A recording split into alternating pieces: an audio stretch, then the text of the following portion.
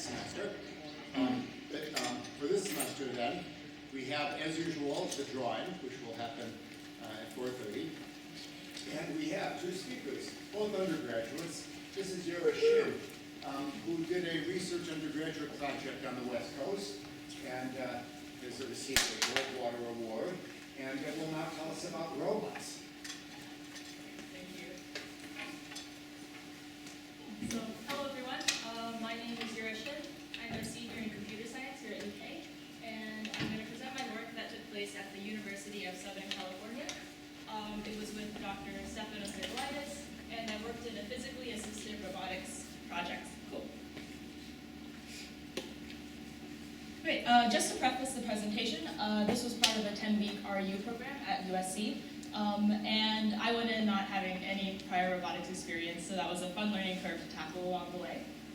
So my project was sort of a proof of concept groundwork for the work he's planning to do with his research in personally assisted robotics.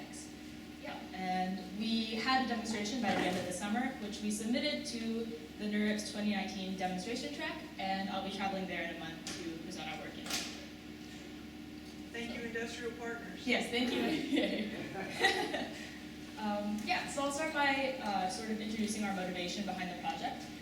So 9 out of 10 stroke survivors experience some form of paralysis, whether that's something minor like trouble swallowing or muscle weakness, to something like full-on hemiparesis, which is paralysis of half the body.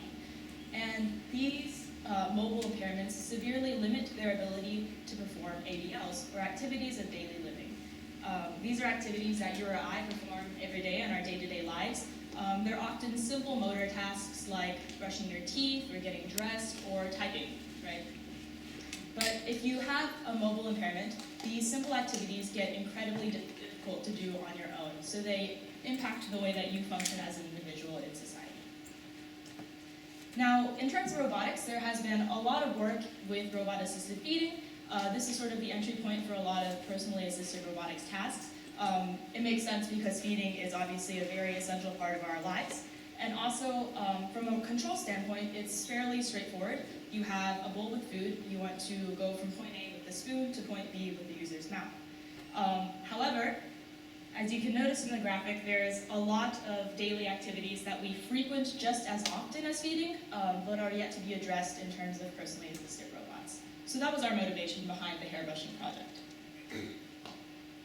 Now, typically, a patient will receive assistance from a caregiver. This can be a friend or family member who they have a trusted relationship with. Because the other party is going to be human, they're going to receive natural adaptive interactions that suit the needs of the user at that time. However, a downside to this is that the constant presence of another person is required. So this limits their independence and also can be taxing on not only the caregiver, but also the person receiving the care constantly. And this is where robots come into play. Robots obviously offer the individual a certain level of independence, right? They can now perform these activities on their own schedule in their own time. And here's an example of Obi, which is a physically assisted feeding robot. A downside to commercially available robot products today is that they're expensive, and they're not designed to encompass multiple ADLs. So for example, this is a really nice and elegant setup, but it's attached to a plate, so something like this wouldn't generalize to other things that you need to do, like brushing teeth or hair, and so on. So before I attended USC, our lab went to a local hospital and asked stroke patients what they wanted the most help with, and the answer was they wanted help in hairbrushing, which laid the groundwork for our project, to perform robot-assisted hairbrushing. And as a side note, using a general robotic arm instead of like a physical framework allows us to encompass multiple ADLs while also maintaining the independence of a robot. Now, from a robot and control standpoint, this is quite a difficult challenge, especially with hairbrushing.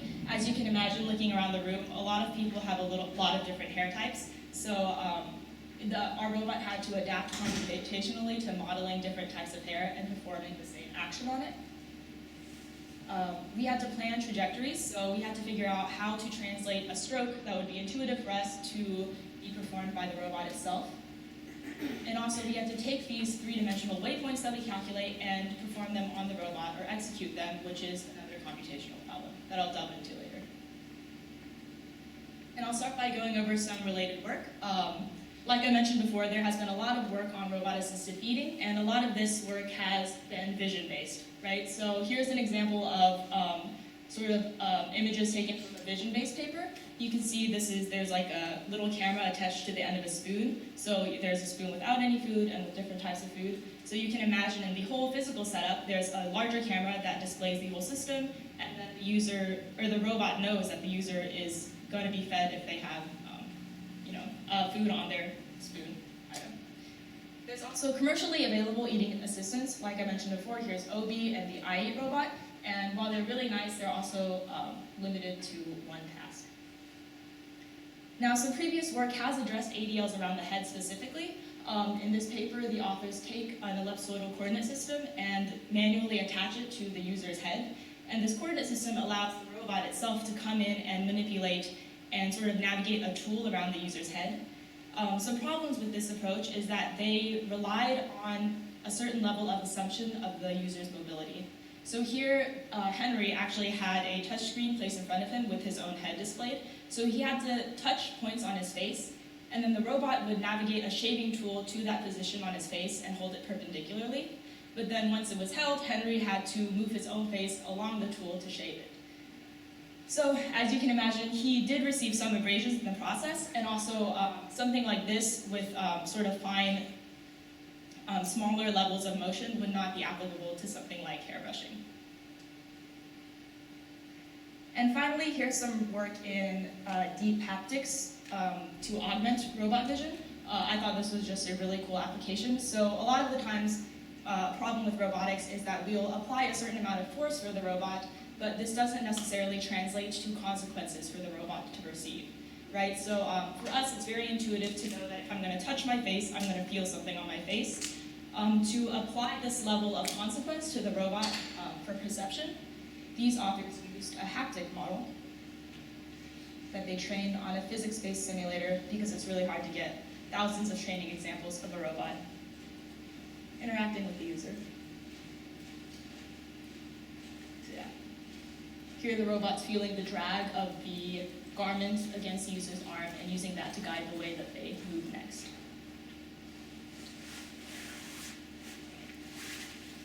Okay.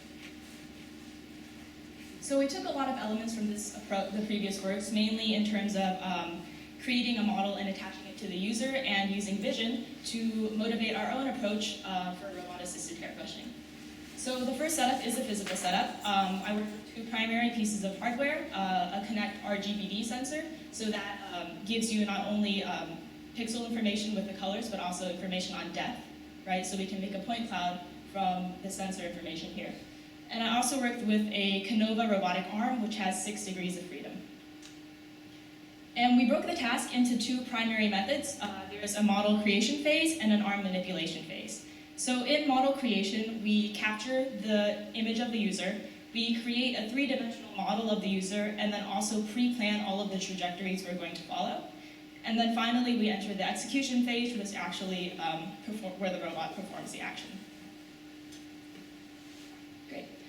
So for model creation, we use the Connect to attain a point cloud, which is just a series of pixels that also have depth information. And using a simple color segmentation method from the point cloud library, we can perform color segmentation to isolate the point cloud of the hair. We're not interested in things like the shirt or the chair. We want to isolate the hair's model. And then from that, I exported the hair to a 3-dimensional mesh, triangular mesh. And the motivation for exporting it to a mesh is that now each face can represent a cell in a grid. And when we represent things in this manner, we can apply simple search algorithms like A* to plan trajectories. In this case, all I did was use the top 90% of cells at the top of the head and apply an algorithm that would find the shortest path downwards until we reached a certain threshold at the bottom of the hair. This way we have these downward strokes that someone would apply when they're brushing hair.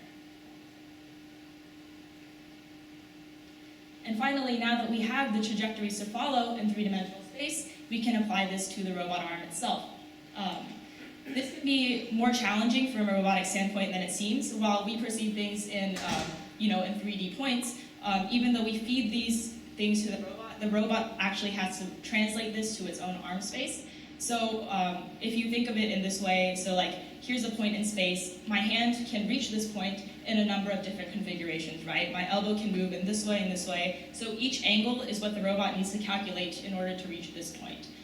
So you can imagine there are technically infinitely many solutions for a robot to get from point A to point B. And the way that we handle this is that we add a lot of constraints. We don't want the robot to bump into itself or into the user model in the space while it's making this planning process.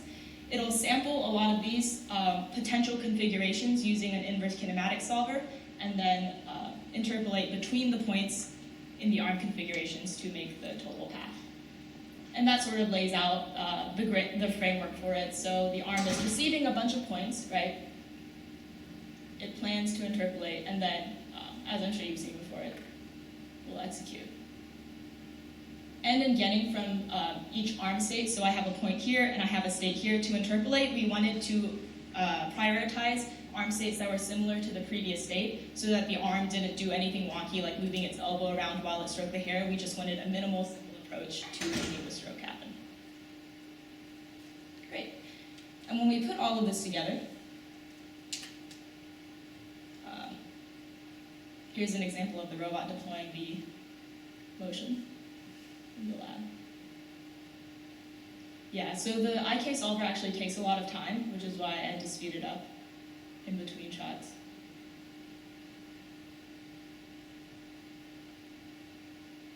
Sort of looks like you're leaning into it, are you? Yeah, I tried to stay as still as possible, but I might be. Actually, that's a problem we'll discuss later. There are times when the robot just completely misses. Like, it kind of does the shape, but doesn't actually make contact with us. So that's one of the things we're trying to solve in the meantime. It also looks like it's pushing your head pretty decently. Was that uncomfortable? No, it wasn't. I used a pretty low stakes brush. You can see it's like one of those horsehair brushes. So it didn't actually apply a lot of force on my hair itself. I also have I have really tangled hair, so you can imagine that would be another problem on its own. Yeah, yeah. Yeah, so this is another poor undergraduate victim in my lab that I asked to sit down for the brush.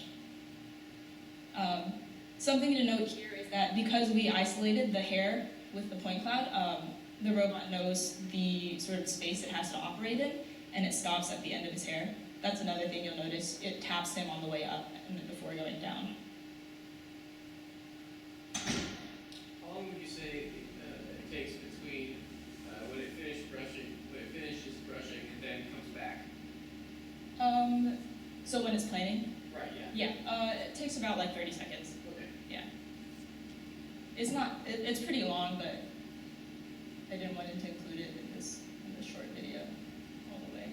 Yeah. So some limitations to talk about, like we mentioned before, with brushing hair, you're going to encounter tangles, so we need a lot of really sensitive force control to make sure that we don't apply too much force to the user.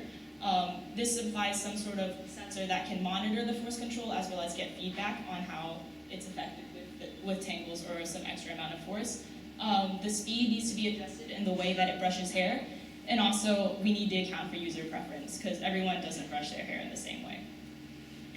You'll notice in this GIF, the brush orientation doesn't change. So that could be implemented by using sort of the plane of the face to change the orientation, but that's something we just didn't get around to.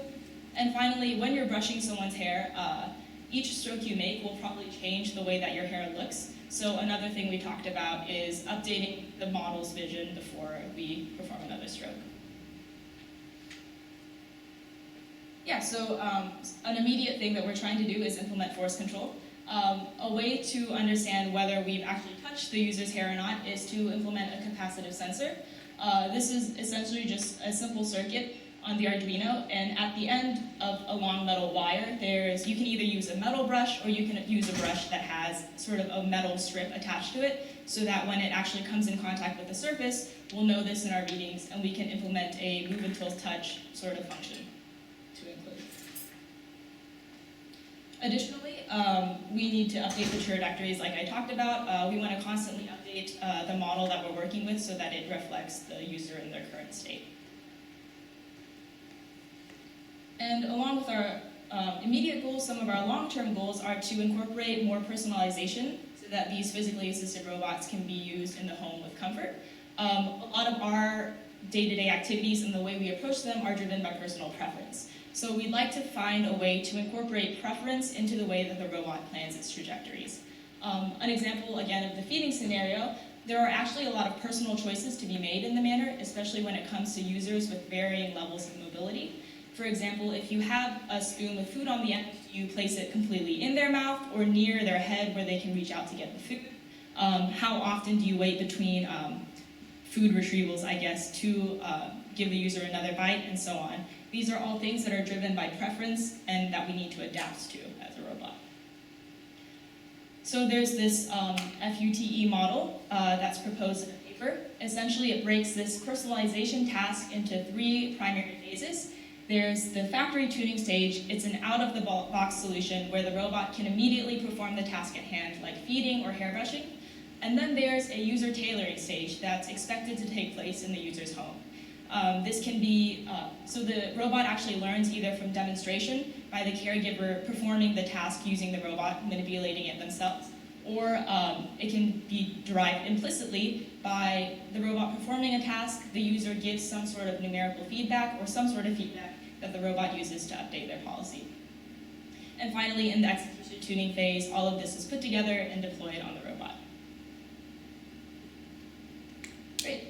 And this is an example of this sort of framework applied to feeding. As you can see, there are so in shaded in blue is like the actual moment of feeding itself. So when the hand is like close to the mouth and the user is expected to feed, right? So the thing to notice here is that there's a lot of variation in the trajectories up until the moment of feeding. And what this implies for our robot in terms of user preference is that it doesn't really matter how the spoon approaches the mouth as long as it has little variance when it's actually there. And little things like that, indicators of where does it matter to be slow or fast or how we do these things can really impact the experience for the user. And this sort of detail is what we're hoping to incorporate with hairbrushing. What exactly is radius that you now on the second row? Is that rotational? Yeah, I'm not sure, but I think that makes sense. With the orientation, it's probably I would say the first is position and the second is orientation with the end effector, but I'm not 100% sure. Great. So just to recap, we've seen a few examples of physically assisted robotics, particularly with brushing, in this case toothbrushing, and feeding, and then dressing. But like we said before, there are many places where robotics can really impact the user in their day-to-day activities, which we hope to pursue in the future. So leave the floor for questions. So I have 2 questions. Yeah.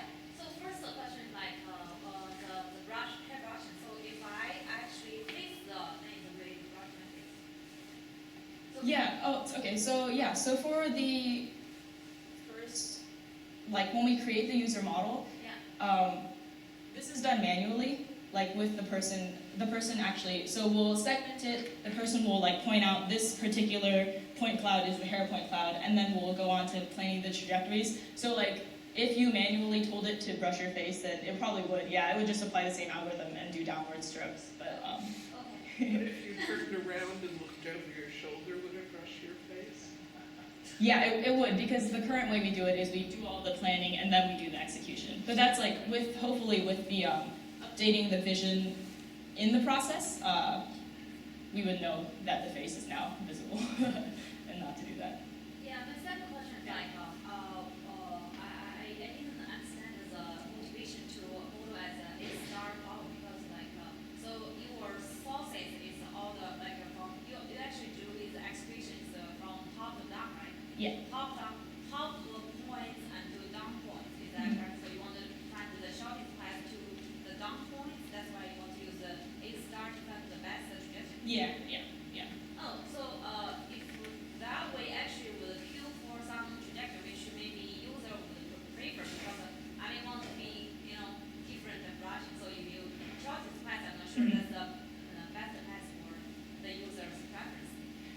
Yeah, you're right. So another thought we did have in the process was implementing some sort of like vector field, I guess, based on the way that their hair seems to be textured. But like I said before, this was like a proof of concept project for me. And then I guess going in without any robotics experience, we were trying to minimize the number of like learning curves to tackle there to have like a viable product. But yeah, that's a great point. And hopefully later we can implement different heuristics or different algorithms to find a more preferential style. So the 30 seconds between strokes seems a little bit slow. Yeah, definitely. I assume that you expect the final product to be faster. What's going to change that makes that faster? Yeah, so throughout the whole thing, the way that I solved the inverse kinematics problem was using this open source package from the University of Washington. And I think the things it does to find the poses is pretty slow, but I think there's other implementations like that we were considering of doing. I think essentially it would come down to us manually implementing the same process and getting rid of certain behind-the-scenes processes that cause it to slow down. Yeah. Another possibility is to use the same stroke multiple times while you're computing the next one. Typically, as you brush hair, you don't change your stroke every time. That's true, yeah, that's a great point. I did not think of that.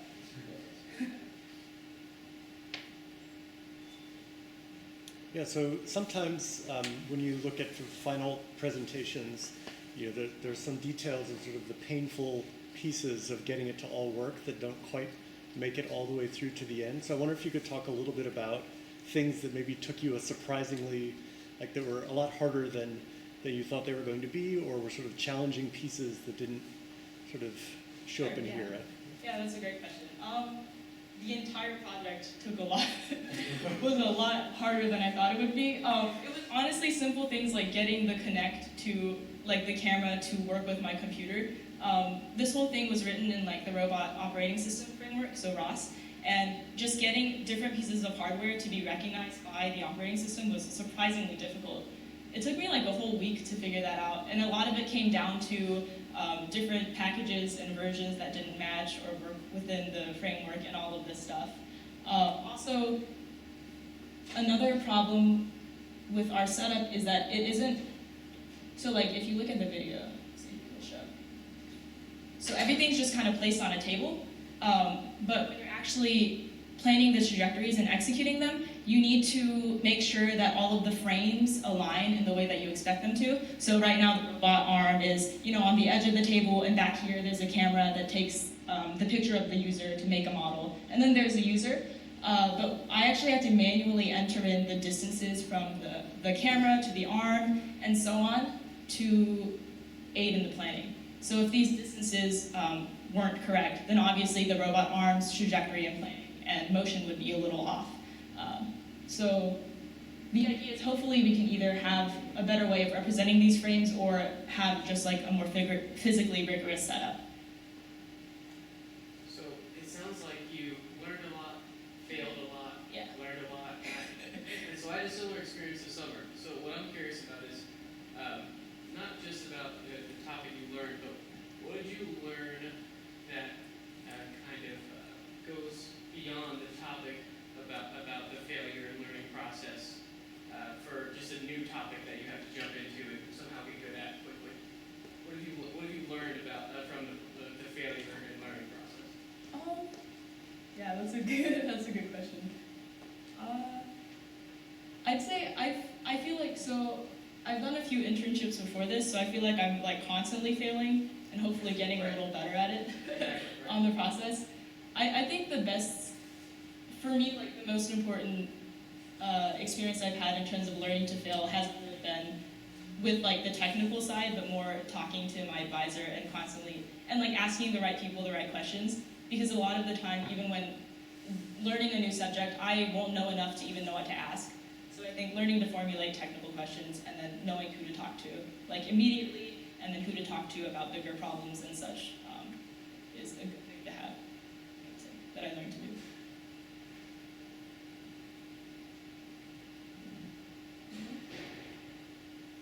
Awesome. Thank you all. my heart because my PhD thesis was on debugging in a programming language for controlling a mechanical arm. And so I haven't done any mechanical arm stuff ever since then. That was in 1976. But it's good to see that the work has advanced somewhat since then. So now we can take